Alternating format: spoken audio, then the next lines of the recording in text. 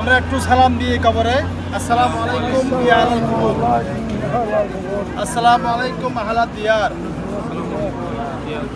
একটু শুনেন, আমরা এমন জায়গায় আসছি, আমরা জানি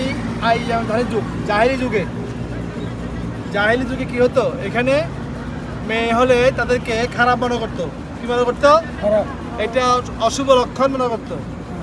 মেয়েদেরকে মানে একটা অশুভ লক্ষণ, বোঝা, মান সম্মান নষ্ট হবে ইত্যাদি মনে করতো। তারা কি করতো? মেয়ে হলেই জীবন্ত কবর দিয়ে ফেলতো। কখনো কখনো মেয়েরা একটু বড় হয়েছে, 4 বছর হয়ে গেছে, এরকম কিন্তু 6-7 বছর হয়ে গেছে, কিন্তু ওদেরকে কিন্তু বাবারা অনেকটা চালাই করে এখানে আনতো এবং কিন্তু কবর করে সেখানের মধ্যে ফেলে দিয়ে কিন্তু মাটি ছড়িয়ে ফেলতো। তাহলে এখানে অসংখ্য মেয়েদের কবর, যারা মজলুম, যারা কি মজলুম।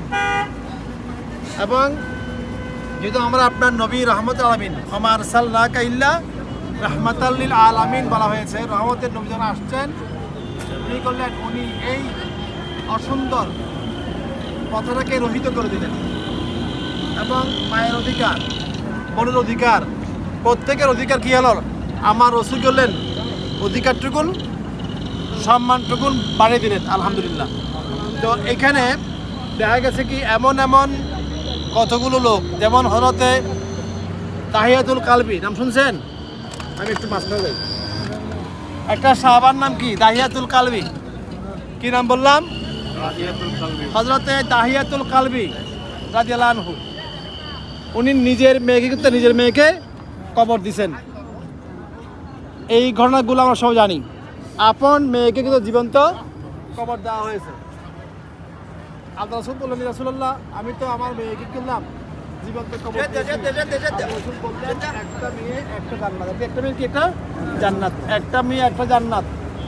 তখন তাহিয়াতুল কালবি কিনে কাঁদতে আরম্ভ করেছে, রাসূলুল্লাহ, আমি তো আমার বেহেশতকে আমি নিজে কবর দিয়ে আসছি।